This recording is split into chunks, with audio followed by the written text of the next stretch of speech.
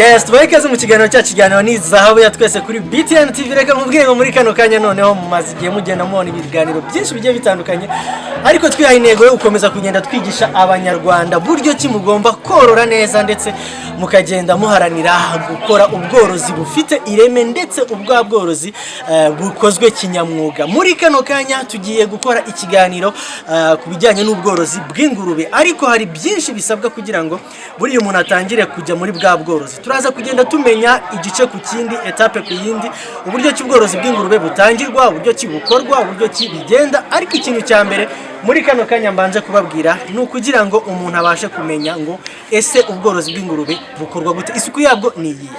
Iyo ukigera muri runo rugo aho tugeze ubanza gukaraba. Urabona ko mugenzi wanjye nawe afashe isabune nziza aroga, nubwo turi mu gihe bya covid ntago ari uko ari cyo cyonyine arimo gukora, ahubwo icy'ingenzi nuko mbere yuko winjira mu bworozi urabanza ukagira isuku ku mubiri wawe. Ubu ushobora kugenda ugakora douche, murabibona uko nambaye bote, nambaye ahangaha, ikintu cyose nambaye muri kano kanya ni gishyashya. Ibyo rero ni bwa buryo bwo kugira ngo umuntu abashe kurinda amatungo ye muri rusange. Iyo umaze gukaraba uraza wagera ahangaha ugakandagira mu muti.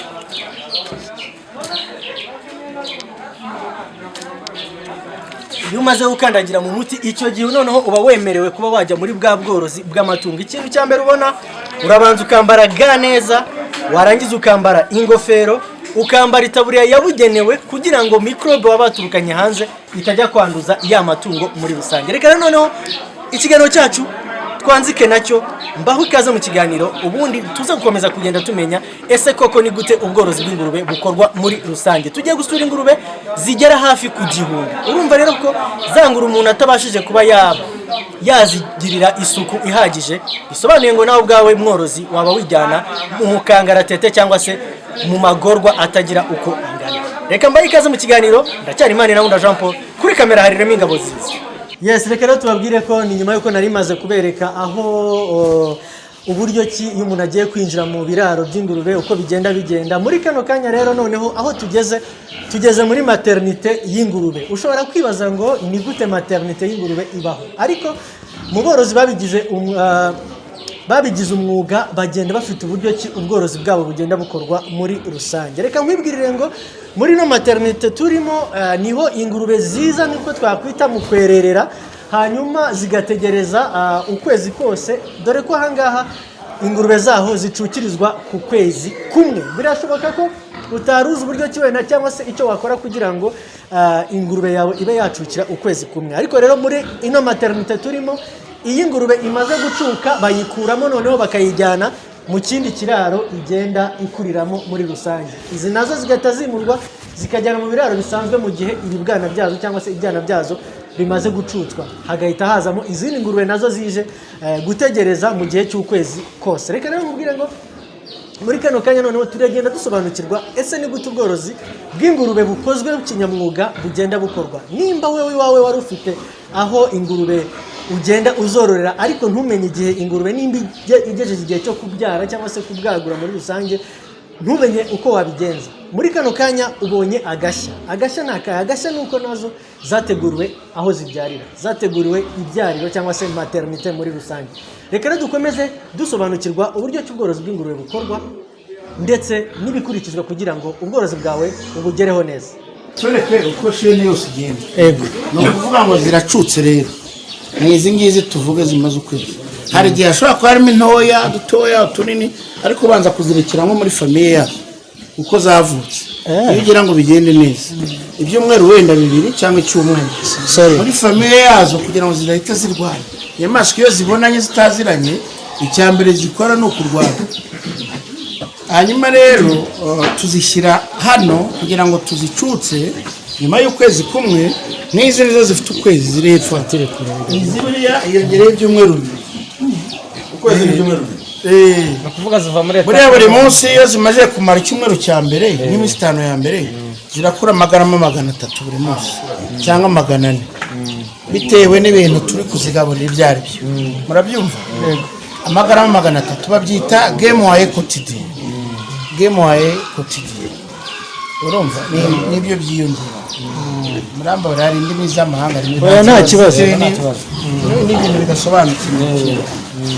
Ubwo rero izo nizo icyiciro kimwe cyazo kiba hano n'ubundi twacukije ingurube 270 zimwe ziraha izindi ziri inyuma muri kiriya kiraro naho hari indi ntuza imeze nk'izi iyi broke wazina zizahava zimaze nk'igihe kingana ni post winning post sevrage post winning no gucuca aribyo sevrage mu gifaransa no post nyine naho urabyo ni izicutse zizahava ngo mu gihe kingana iki hano ziraza zikamara hano ukwezi hagati y'ukwezi n'igice n'amezi abiri zamara hagati y'ukwezi kumwe n'igice n'amezi abiri zikaba zifite wenda ibiro hagati ya 30 na 35. Yes, rero nkuko twababwiraga tuvuye muri maternité ahangaha tugeze nkuko twakomeje kubabwira tuva muri maternité tugeze hahani noneho za ngurube zacukijwe aho ingurube zacukijwe ziba ziri. Reka mubwire ngo izi ngurube zicukirizwa ahangaha kuva ku kwezi kumwe n'igice kugera ku mezi abiri. Nyuma y'ukwezi kumwe n'igice kugera ku mezi abiri ingurube ivuye ahangaha byibuze iba irimo kugenda ijyanwa mu kindi kiraro aho noneho igiye gukorerwa icyo bita engraissement mu kinyarwanda akaba ari ukuzibyibushya. Iyo zivuye ahangaha zita zijya kubyibuhirizwa mu kindi kiraro noneho zamara kubyibushwa zikavamo mu mezi 6 byibuze ingurube imwe ipima ibiro 100. Ibyo zigaburirwa ibyo uburyo zitabwaho haba harimo amafibre makeya, proteine ndetse na vitamine kugira ngo byibuze za ngurube zizabashe kugenda zifata zibasha gusiporta cyangwa se zibasha kwitwararika bya biro 100 baba bagiye kuzibyibuhirizamo hariya. Reka dukomeze tureba ese noneho zibyibuhirizwa ko niki gikurikizwa muri rusange.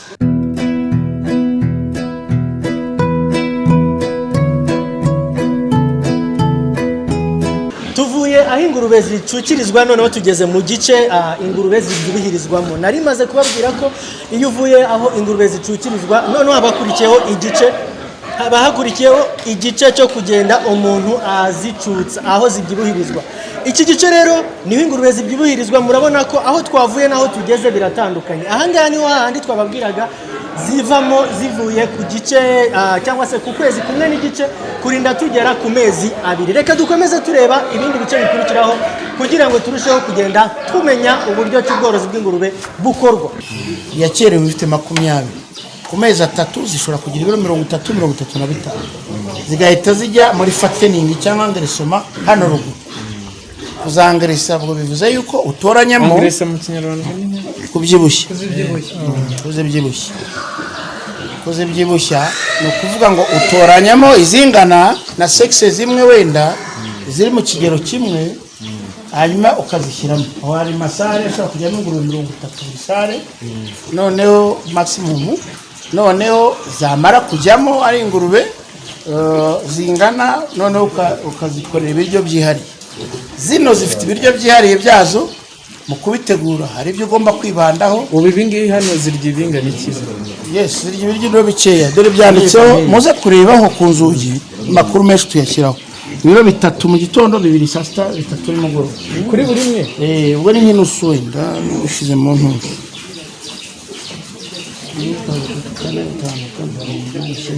nka 0.7 gutyo kuri buri imwe par jour amagana no kuvuga ngo ariko ni ivangi ry'amana bifite concentration ya proteine na energy mubyumve kandi idafitemo amafibre menshi. Proteine, energy, fibre murabizi yakwaza ngo vitamine na proteine bitandukanira he ariko proteine ni ngombwa ni byubaka umubiri, vitamine tukavuga ngo ndibirinda indwara ariko byose bikagira uko byunganirana. Noneho na energy imbaraga zihagije na minero za ngombwa kubera ko ingoro bimeze nka inzu tugiye kubaka igomba kugira fondation ikomeye.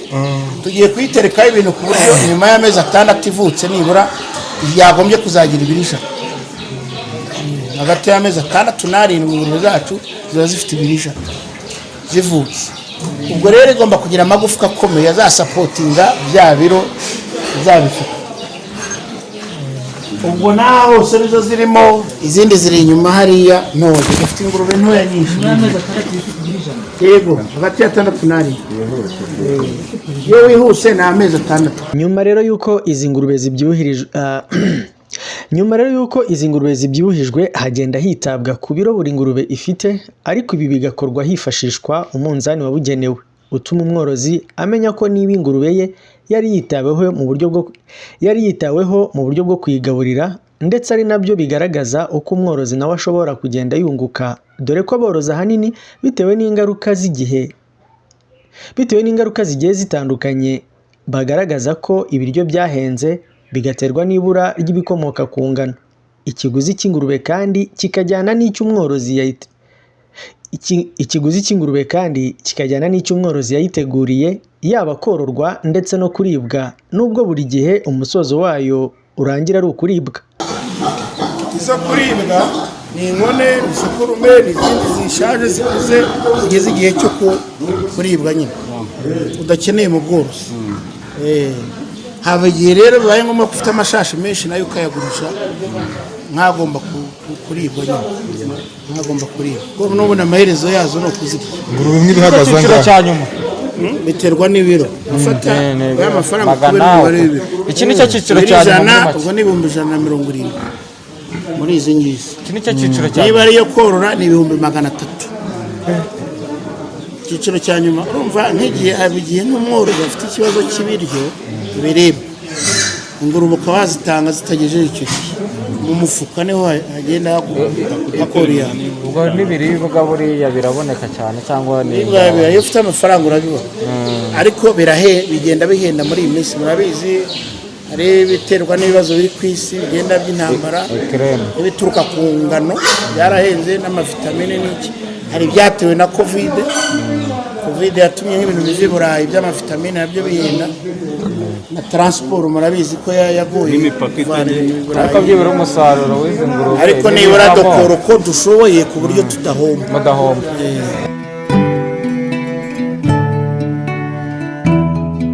Nyuma y'uko ingurube zibyibuhijwe, ziba n'ubundi zigomba kwitabwaho, zikajyanwa ku minzani zigapimwa mu rwego rwo kumenya ibiro bya buri ngurube. Karya ibiro 1500. Murabyumva? No kuvuga ngo tugomba kureba niba twarunguka. Murabyumva? Niba ziriye wenda izo mu kiraro kimwe zirya ibiro 50 ku munsi, mu kwezi zikarya ibiro 1500. Murabyumva? No kuvuga ngo tugomba kureba niba twarunguka. Murabyumva? Turaza kuzipimira hano rero zo muri kiriya kiraro, niturangiza tuzisubizeyo. Mvuga ngo turazipima buri gihe 10 jours 15 jours, melange tukagira icyo duhinduramo buriya. Rero mpamvu nta muntu ushaka kumbeshya mu kuvangira ibiryo by'ingurube, tukagira icyo twongeramo cyangwa tuvana. Tukavanga iyi produit nshya twazanye nimbi iri gutuma ubworozi bupfa cyangwa ni nziza. Aho tuva ku magarama buriya nkazira mwonye za amezi 5, dushobora no kugera ku magarama 900 ku munsi ingurube yiyongera. 900 n'ikiro. Nyuma y'akanzu juru muzizana hano mukazupima mukazisubiza kugira murebe uko ibyo zirimo zirya n'imikurire. Yego, ni interval. Urebe imikurire yazo kugira ngo ugende n'igihe zatangiye. Niba izaha zaratangiye icyo gihe tureba ku matara, dufite amafishi hariya ngira ngo n'amafishi y'amavuko abahari yose nayo kwimirizaho kwimishirizaho. None reka tubereke igice gitoya hano wenda izihaka aho ziba, hanyuma duhite tugenda.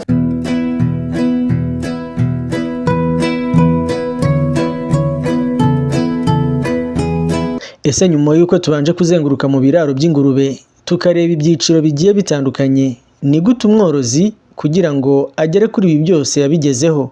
Dore ko mu Kinyarwanda bavuga ko nta mwana uvuka ngo ahite yuzura ingobyi. Ubworozi nabutangiye muri 2010, mu mpera za 2012. Uyu mwaka turi kujyamo imyaka 10 igiye kuzura dutangiye ubworozi bw'ingurube. Twatangiriye ku ngurube nkeya 25 zihaka n'imfizi yazo, dutangira hariya mubona tuvuye ari stock, ariko nyuma tugenda twongera umubare wazo bitewe n'uburyo twabonaga umushinga ushobora kubyara inyungu. Ugera baje gukora buriya mu mirimo ya leta, ariko mu kazi k'ubugoronome nabwiko ndi engineer agronome. Mu kazi k'ubugoronome nakoraga, natemberaga ahantu hari abaturage boroye bahinga, nkabonye ko mpinga urutoki, hari aho nabibonye. Burya hari uburyo abantu gakondo nabo batwigisha nubwo tuba twaragize mu mashuri. Noneho rero nza kubona aho ingurube, nza kwegera abantu nkajya mbabaza icyo zitanga, uko zimeze, uburyo zororoka, nza kumva ari umushinga wunguka nanjye nakora. ingurube kuva itangira naberetse muri materinite rwari ukuvuka urumva ni nk'uruziga nyine rukomeza ivuka hari nyine yibyaye noneho zonsa ukwezi kumwe ukwezi zigacuka zamara gucuka zikajya hariya mu gucutsa noneho nyuma yo kuzicutsa amezi 2 cyangwa ukwezi kumwe n'igice zikajya mu kuzibyibushya ubwo hose nuko tugenda tuzitaho tukazishakira ibiryo byiza bizifasha gukura vuba ku buryo nibura amezi 6 tuba dufite ingurube ifite ibiri 100. Si umushinga w'ubworozi bw'ingurube ni gute baba baraciye ubushomeri? Ikindi umworozi aragaruka ku biribwa bigaburirwa ingurube. Ese ku bijyanye n'ubwishingizi byo bimeze gute? Nta byorezo ingurube zaba zihura nabyo? Hanyuma umworozi aba agomba gutekereza ate ku masoko ye? Umva nyine dufite abakozi 17 bahoraho hari n'abandi baza iyo bari buri temporary cyangwa budahoraho nabo bashobora kugera muri 10 cyangwa 15. Isoko ryawe ni ribahagana hanyuma tukabaha akazi n'ubundi n'abatuye hano ariko hari n'abadufasha bigendanye na kwishyura mitiweli n'ibindi ariko abakora aho ngaho abatuye hano n'ubundi tubaha akazi n'ubundi nabo duheraho uretse ko dufite n'ubundi buhinzi mu by'ukuri nabo dukoresha abantu 50 bahoraho dufite hegitari 27 nabo duhinga havaho ibintu biryo bya matungo by'ingurube hanyuma rero tugakomeza gutanga akazi. Nicyo twashaka kukubaza ngo zirya iki nibihe biryo zirya? Bo ingurube urumva zirya ibintu bita ibinyampeke mbere na mbere ijanisha n'ibinyampeke byibanze ni ibigori n'ibikomokaho hari ibishishwa byabyo biva ku gukora kawunga cyangwa ifu y'ibigori noneho akaba ibigendanye n'umuceri bya sondori biriko nayita n'ibindi by'ibinyampeke byabikomokaho biva ku ngano n'ifu yazo akaza n'ibindi bigendanye n'ibinyamisogwe cyangwa bifite proteine soya n'ibindi bikomokaho n'amavitamine ndetse n'imyunyu. Nabonye ko mwinjira byabaye ngombwa ko dukoresha imiti itandukanye. Iriya ni imiti hari ibyo tubasaba hari ko umuntu yambaye wenda uretse ko n'umuntu biramurinda buriya twinjiye mu bintu byinshi hari ibyo tubasaba kugira ngo umuntu yambare agiye kwinjira mu matungo hari imiti tugomba gukoresha kugira ngo indwara cyangwa aho yaba yanyuze afite mikorobe zamugiyeho cyangwa utundi dukoko dupfe cyangwa tuduproteje tubuze kwinjira mu ifamu hanyuma rero tukagira imiti yo gukandagiramo kugira ngo abantu nibamara gukandagira hariya ibyaje mu nkweto bisigaraho mbese tukagira imyambaro umuntu yambara kugira ngo aze mu ifamu nkuko nanjye mubona nambaye. Noneho rero ibyo ni uburyo bwo gucunga umutekano. Murabona hano hari ingurube zingana gutya umubare ungana gutya nabwiye ko tugira iyo zabaye nyinshi ingurube 300 na urumva ko ari ingurube umuntu agomba gushakira umutekano urumva aho ubutunzi buri nyine agomba kugira umutekano.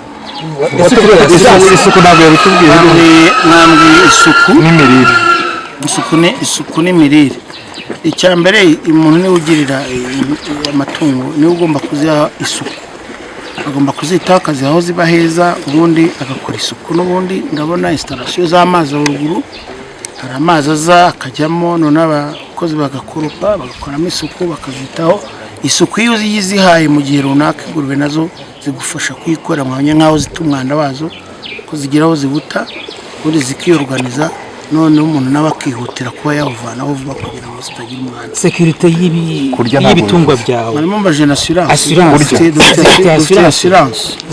yego assurance gutwara nk'amafaranga angana iki biterwa n'umubare w'ingurube ibyo ni imibare nk'ubu twari twabanje gushyiramo ingurube hafi 80 tugeze hafi mu 100 kubera ko n'ubundi bisaba kubara ingurube imwe leta yaha agaciro k'400 ndetse ko twasabye ko byanongerwa agaciro k'400 ariko ingurube bwishyura iyo babaze pourcentage agomba kwishyurwa ni 12,200 ubwo rero nanashyizemo ingurube 100 byageze hafi muri miliyoni 1 n'igice n'ibindi birenga tubanza kwasira iziri vulnerable ariko navuga ishobora gufatwa n'uburwayi mu buryo bugaragara ingurube nini zihaka turabizi ko igihe cyo guhaka nyine ari buhaza risike ufizi n'izindi zigeze igihe twahisemo kutuzorora. Si icyorezo cy'ingurube nawe cyakujeho mu myaka ishize? Oya ntabwo cyatujeho. Urebye ubwishingizi bw'amatungo n'ibishya mu Rwanda murabizi icyo gihe mbere ntabwo twagiraga, ariko urumva nyine hari nk'igihe ingurube yashoboraga gupfa, ishobora gupfa ibyara, ishobora gupfa irwanye n'izindi. Noneho ingurube ibyo byabayeho si kenshi ariko byabaye, ariko ubu ngubu amahirwe dufite kuri assurance ni uko iyo ingurube igize ikibazo akaba yagisida bayikwishyura. Ubwo rero niyo mpamvu bitatugoye kwishyura wenda amafaranga 15,000 ku ngurube cyangwa na 4, ariko yagira ikibazo bakayikwishyura kugira ngo viremo. Amabagiro yo ntaratera imbere, ngira ngo hariyo gahunda ihari muri Minagri na RAB yo gufasha abantu kubona aho ingurube zibagirwa, ko ahishi zibagirwa ahantu hadasobanutse. Inaha rero Rwamagana nta bagiro rihari. Wowe ugenze ute? Ubwo kubaga nyine twe tugurisha ingurube zihagaze. Ufite amasoko zihagaze? Yego, ufite amasoko. Ingurube nyinshi ziribwa hano mu Rwanda, ziribwa mu gice kirebana na Kongo. Amfete zigiye muri Kongo ku gice cya Goma no ku gice cya Bukavu.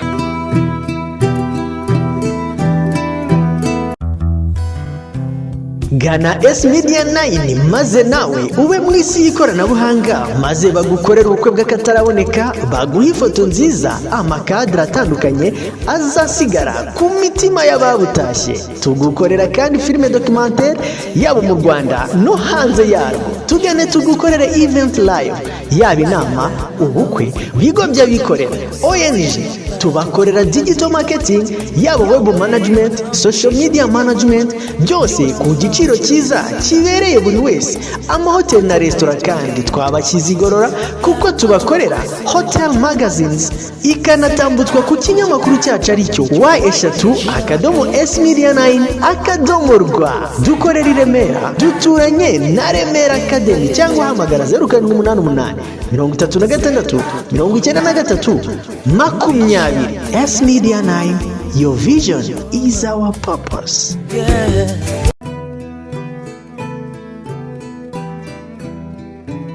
Mu Rwanda kandi umuntu wese ukenera intanga z'ingurube kuri ubu ntabwo bikiri ikibazo, kubera ko binyuze mu kigo RAB ubu intanga zifatwa ndetse zikagezwa ku muveterineri byihuse, bitewe n'uko RAB ikoresha ikoranabuhanga ryo gutwara intanga mu buryo bwihuse hifashishijwe drone ku bufatanye n'ikigo cya Zipline, aho umuveterineri ari hose mu Rwanda akaba akora ubusabe bwe, ubundi intanga zikamugezwaho nta gutinda.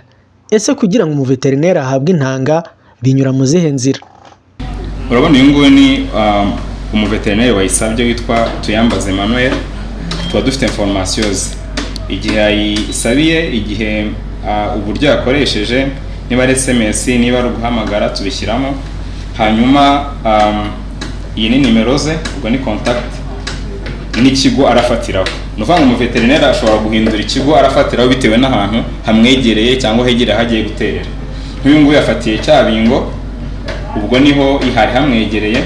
Icyo gihe tunashyiraho igihe itagomba kurenza itaramugeraho bitewe n'igihe yasabiye, n'ubwoko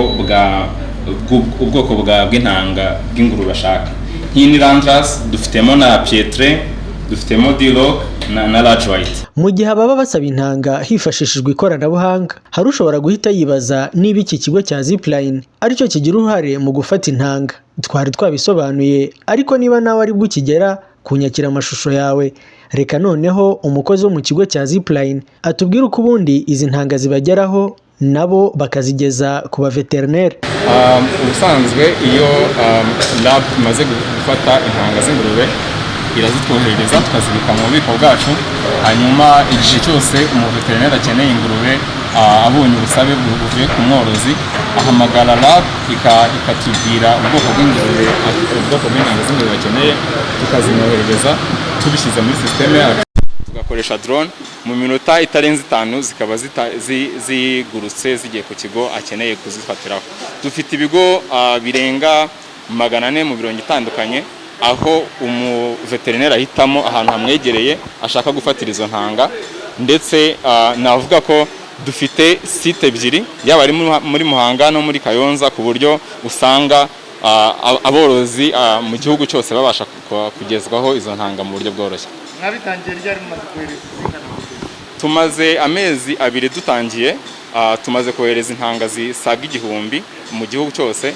Twagiye mu turere 24 tw'igihugu, navuga ko ukuyemo Kigali ahandi 90% tumaze kubaha intanga z'ingurube. Abaveterineri imbere uburyo bari basanzwe bakoresha, bari basanzwe bajya gufata intanga z'ingurube kuri lab Muhanga, aho bakoraga urugendo bikarangira batinze kwakira izo ntanga z'ingurube, ndetse rimwe na rimwe ukaba ushobora gusanga bagera ku mworozi intanga itakirinze. Ariko ubu ngubu iyo bahamagaye kuri lab biroroshye cyane ko mu gihe gito ahita zibona, bityo hari aborozi benshi bagiye batubwira ko ubu buryo buri kubafasha cyane mu kuba babona icyororo cyiza kandi bakakibonera igihe.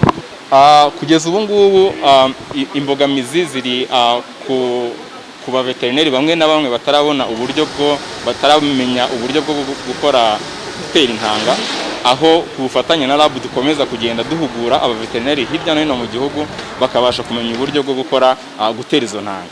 Ibyo rero nibamara kubimenya n'aborozi bamaze kubishishikarizwa, turizera neza ko noneho umubare w'izikenerwa uziyongera cyane. Kugeza ubu ngubu nta giciro cyiyongeyeho ku mworozi, ahubwo byaragabanutse kuko umworozi bamucagingaga n'ikiguzi cyo kuba umuveterineri yahagurutse yagiye kuzifata, ariko ubu ngubu umuveterineri ziramusanga hafi, bigatuma cya kiguzi yongeragaho cya transport kivaho. Navuga ko ubu ngubu umworozi nibwo ari kubona intanga ahubwo ku giciro kigihendutse. Kuba umworozi arimo koroherezwa mu buryo bwo kubona intanga z'ingurube, mu gihe mbere wasangaga umuntu agombera kujya gushaka imfizi, ndetse no kuba kuri ubu intanga zihendutse, umuntu wese waba ashaka korora ingurube byamworohera mu gihe yaba yinjiye mu mushinga nta gusubira inyuma. Ikindi ni uko kuri ubu mu Rwanda hari ikigo cyabazaniye ibirungo bivangwa n'ibiryo by'ingurube, ubundi ingurube yawe igashisha uyireba. Mu gice cya kabiri cy'iki kiganiro noneho tuzarebera hamwe ku ibanga ryo korora ingurube kuva ku munsi wa mbere kugeza usaruye, ndetse muzanasobanurirwa uburyo muzajya mubona ibirungo byo gushyira mu biryo by'iri tungo mu rwego rwo kongera umusaruro.